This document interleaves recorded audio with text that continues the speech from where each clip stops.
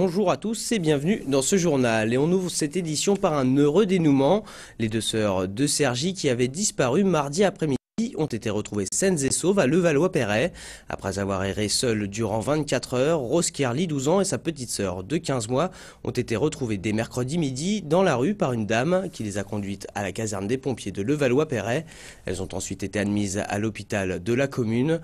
Ce n'est que jeudi que les pompiers ont fait le rapprochement entre l'appel à témoins lancé par la préfecture du Val d'Oise et les deux petites filles. Plus de détails sur le déroulement des événements avec le préfet Pierre-Henri Maccioni. Mais ce qu'il faut savoir aussi, c'est que l'aînée a déclaré qu'elle avait 28 ans, qu'elle était la maman de la petite fille de 15 mois, et donc elle s'est déclarée sous une fausse identité qui n'était pas la sienne, et comme étant majeure. Donc on a enregistré comme ça. Bon.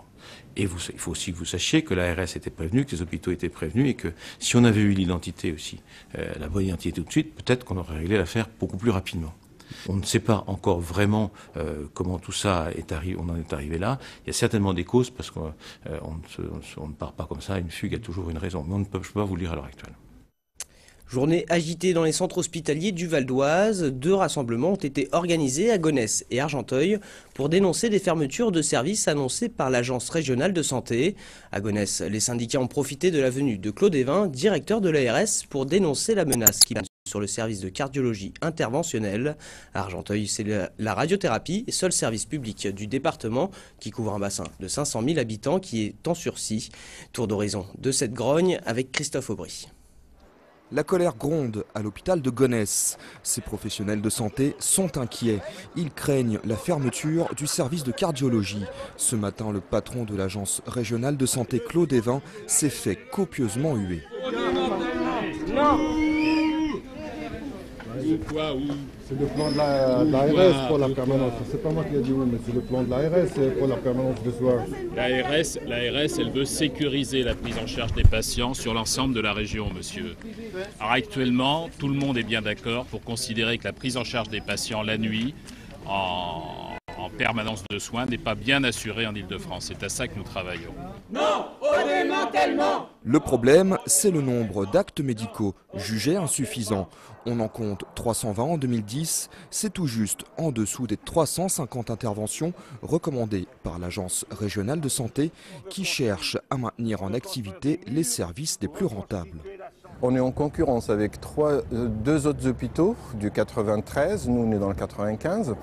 Et pour savoir c'est quel hôpital qui va être, quelle cardiologie interventionnelle, quel service de coronarographie qui va être ouvert.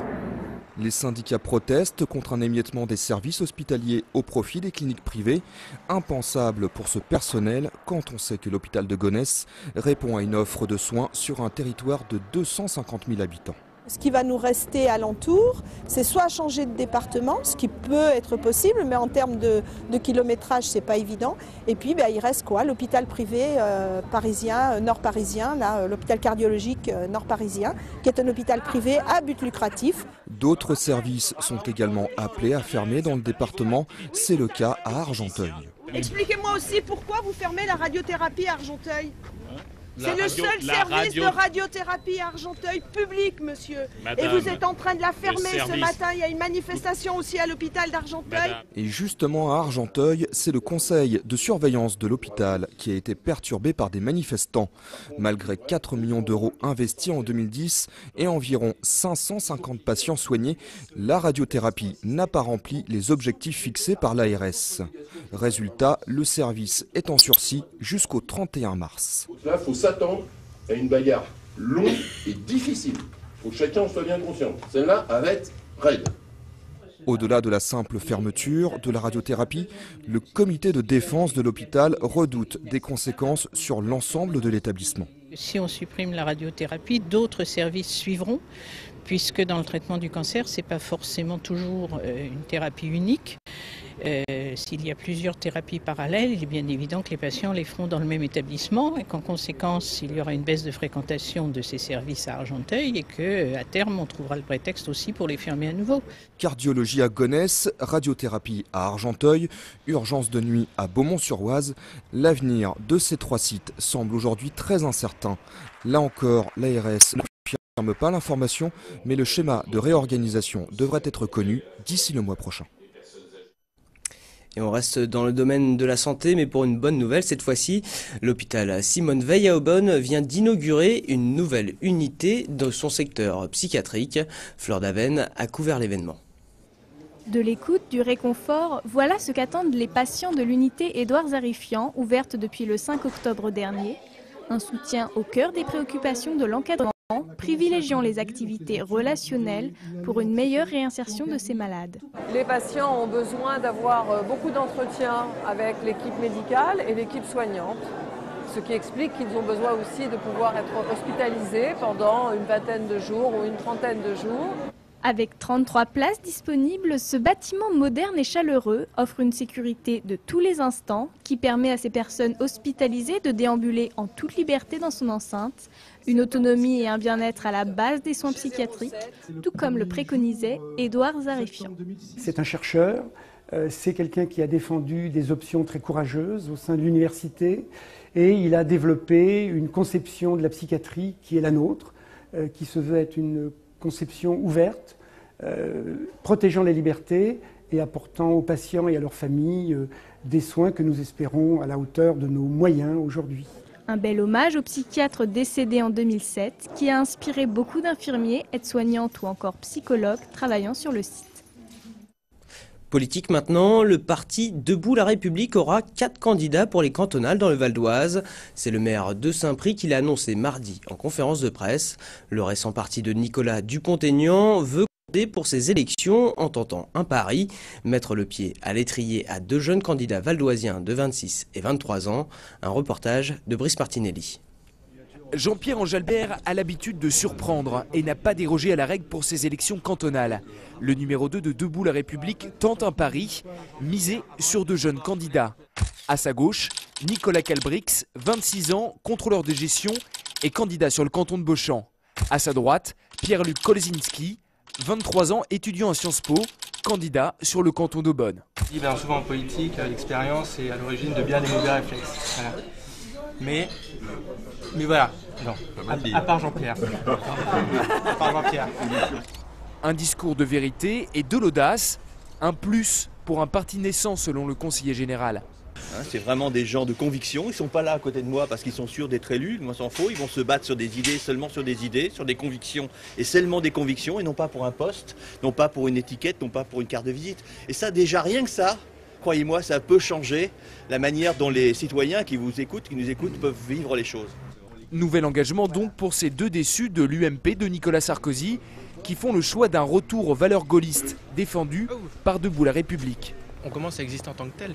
Et donc être jeune, à mon avis, on sera, je pense, peut-être aux prémices de ce qui sera le renouveau de la droite. Et voilà. C'est pas seulement vivre dans la nostalgie, c'est aussi des principes à porter aujourd'hui, des principes d'honnêteté, du souci des électeurs, de la souveraineté populaire, une droite républicaine, sociale. Pour ces cantonales, le parti de Nicolas Dupont-Aignan présentera 2 autres candidats aux extrémités du Val d'Oise. Karim Ouchik, 46 ans sur le canton de Gonesse et Christian Evoil, 62 ans sur Magny-en-Vexin. Et pour terminer ce journal, une rencontre musicale avec un Valdoisien qui a grandi aux côtés des Ogres de Barbac, des Cadeurs Redim ou encore d'Anis. Après une carrière de 15 ans en groupe, il s'est lancé en solo. Voilà 5 ans. Vous l'aurez peut-être reconnu, il s'agit de Jules. Jeudi soir, il présentait son nouvel album, le 2e, sur la scène du Forum à Vauréal. Un nouvel opus intitulé L'homme le plus fort du monde, en toute modestie. C'est un reportage de Johan Bensoussan et Fleur Daven.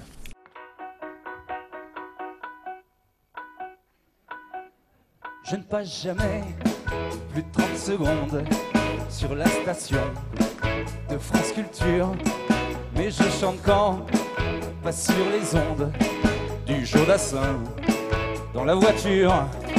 J'oublie le prénom de mes congénères, même ceux qui me pèlent les châtaignes. J'oublie les dates d'anniversaire, mais j'adore qu'on retienne la mienne. Devant un bébé je m'émerveille, même s'il ressemble à une clé de 12. Pour mes amis, je suis franc pareil quand ils me parlent de leurs épouses. Si, elle est super, je vous l'accorde. C'est inavouable, c'est pas glorieux, c'est pas bandable. Mais avant de vous compter fleurette, de vous l'avouer, je trouvais ça plus correct. La variété alternative, c'est pas tant C'est pas tant l'humour et la, comment on pourrait dire ça, pas la tristesse, mais l'humour et les choses plus sérieuses. La variété alternative, c'est très simple, c'est que j'ai une culture variété. Moi, je suis de la génération enfin, j'ai écouté Goldman, Renaud, même Balavoine ou Couture. Donc j'ai une vraie culture variété. Et ce qui m'a donné envie de faire de la scène et de la musique, c'est quand j'ai vu la Mano Negra sur scène. Donc je crois que ma musique correspond vraiment à ce juste jumelage. Parce que dans variété, il y a tout de suite un peu le côté variétoche, vieillot, Franck Michael et les couches confiance.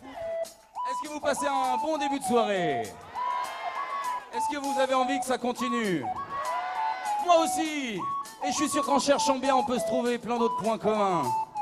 Par exemple, toi, tu suis la mode comme tout le monde. T'as des gastros comme tout le monde. Tu crains la mort. Parfois tu tombes. Ouais. Le matin t'es moche. T'es écologiste. T'as peur des dentistes. Du coup t'y vas pas. Alexandra, t'as dansé dessus comme tout le monde. Et des fois même quand t'es chez toi, oh, tu prends pour Sinatra comme tout le monde. Quand tu dors tu baves comme tout le monde. Tu pleures aïe quand t'as mal comme tout le monde. Et tu trouves que quand même Johnny chante bien, même si tu l'aimes pas comme tout le monde. Je crois que l'humour peut faire passer pas mal de... peut être le support à pas mal de choses plus sérieuses et plus lourdes, mais à défendre sur scène, c'est quand même plus... Les gens sont plus attentifs si ils passent quand même un bon moment. Je suis pas là pour qu'à la fin on ouvre le gaz et qu'on se taille de les veines, donc je crois que c'est un vrai mélange des deux. T'es plus comme tout le monde, t'en croises plein de gars casse-couilles comme tout le monde. Quand t'as faim ça gargouille comme tout le monde. T'es gouverné par un tas d'abrutis, avant t'avais rien. C'est comme une soirée entre amis, quoi. Si tu passes une soirée à parler de politique et de fin dans le monde et de guerre, etc., je pense qu'au bout d'une demi-heure, tu t'en vas. Si tout ça c'est parsemé d'un peu d'humour, de légèreté et de tape dans le dos, ben, ça passe mieux. Et le discours n'en est pas galvaudé, quoi. Voilà. Non mais, bon, attendez, moi c'est facile, moi je l'ai mon bac, hein, je m'en fous, c'est pour vous. Alors, non mais c'est vrai, en même temps c'est pas la veille qu'on révise, hein, il fallait vous y prendre un peu avant aussi. Et donc on y va, alors je te surveille. Côté, en haut, les mains, genoux, côté, en haut, les mains. De la neige en plein désert, les mollets de Laurent Fignon, la tour Eiffel sur la Canebière, les testicules d'un baryton, un sourire de ma banquière, pour finir cette chanson, avant que vous ne quittiez vos sièges. Ah bah non, là c'est un piège.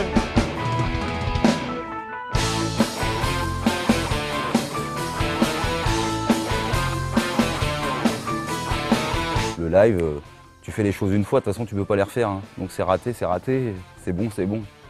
Donc c'est le moment présent qui est...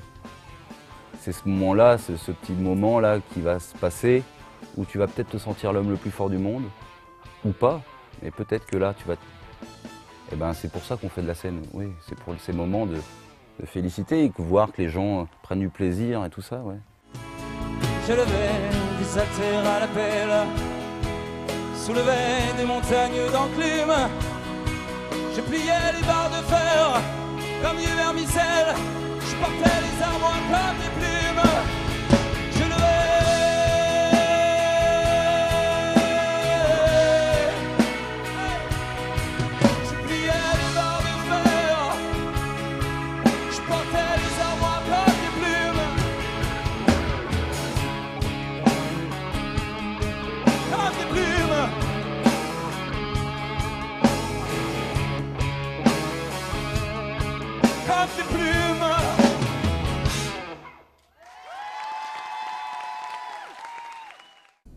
Voilà, ce journal se termine. Merci de l'avoir suivi. L'information continue sur vonews.fr. À demain.